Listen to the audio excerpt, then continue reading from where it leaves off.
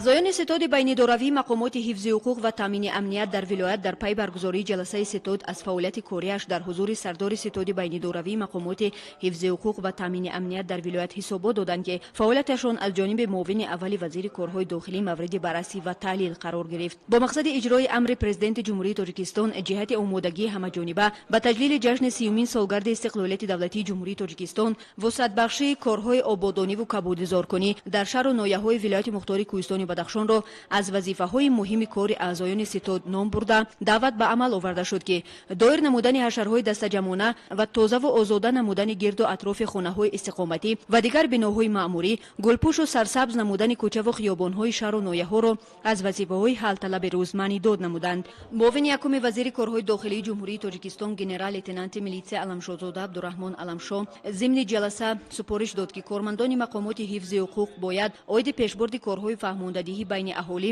ҷиҳати пешгирӣ аз паншавии бемории сироятии COVID-19 корҳои муайянро ба роҳ монанд ва ҳамзамон вобаста ба муносибати хуби кормандони раёсат ва шӯъбаи корҳои дохилӣ бо аҳолии шаҳру ноҳияҳои вилояти мухтори кӯҳистони бадахшон дар дидбонгоҳҳои муваққатӣ табодули назар намуд. ҳамчунин диққати аъзоёни ситодро ба он ҷалб намуд ки силсилавохӯриҳоро бо иштироки роҳбарони шӯъбаҳои корҳои дохилӣ дар ҳамаи ҷамоатҳои шаҳраку деҳот бо доираи васеи мардум ҷиҳати боло бурдани савияи дониши ҳуқуқии шаҳрвандон ва пешгирии омилҳои зишт роҳандозӣ карда шаванд. пешгирӣ аз гардиши ғайриқонунии маводи мухаддир, мусодираи силоҳу аслиҳа ва дигар лавозимоти ҷангӣ, таъмини волояти қонун, тартиботи ҷамъиятиву боздошт намудани ашхосе дар кофтукови расмӣ қарор дошта, шомилшавии ҷавонону наврасон ба гурӯҳҳои муташаккили ҷиноятӣ, терроризму экстремизм, тасарруфи молу мулки шаҳрвандон, беҳуҷҷати ронандагии идора намудани воситаҳои нақлиёт ва пешгирӣ намудани дигар ҳуқуқу вайронкуниҳо зимни ҷаласа мавриди баррасӣ қарор гирифт. дар ҷаласаи ситоди байнидоравии мақомоти ҳифзи ҳуқуқ ва таъмини амният ҳамзамон дастур дода шуд ки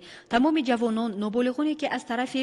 гурӯҳҳои муташаккили ҷиноӣ барои содир кардани ҷиноят сафарбар карда мешаванд, рӯйхаташон муайян карда шуда барои ба ҷавобгарии ҷиноятӣ ҷалб намудани онҳо бо волидонашон корҳои фаҳмондадиҳиро ба роҳ монанд. дар сурати такроран содир намудани чунин кирдорҳо ба ҷавобгарии ҷиноятӣ кашида хоҳанд шуд. баъди мавриди баррасӣ ва таҳлил қарор додани фаъолияти ҳар як ниҳод, сардори ситоди байнидоравии мақомоти ҳифзи ҳуқуқ ва таъмини амният дар вилоят, муовини якуми вазири корҳои дохилии ҷумҳурии тоҷикистон генерал лейтенанти милитсия аламшозода абдураҳмон аламшо барои боз ҳам тақвият бахшидани фаъолияти кории ситод ва пурзур намудани корҳои созандагиву бунёдкорӣ, ҳифз ва таъмини сулҳу субот ва дигар талаботҳои беҳдоштӣ, инчунин ошкор ва пешгирӣ намудани ҳар гуна ҷинояткорӣ, ҷилавгирӣ аз амалҳои ғайриқонунии гардиши маводи мухаддир, тақвияти корҳои фаҳмондадиҳӣ ба аҳолӣ ва дигар масъалаҳои муҳим ба аъзоёни ситод супоришҳои қатъӣ дод. дар робита ба таъмини амнияти минтақа ва ҳифзи сарҳади давлатӣ он нуқта баён гардид ки ҳар як сокини вилоят бояд дар ҳифзи сарҳад баробари сохторҳои қудратӣ масъулияти баландро эҳсос намуда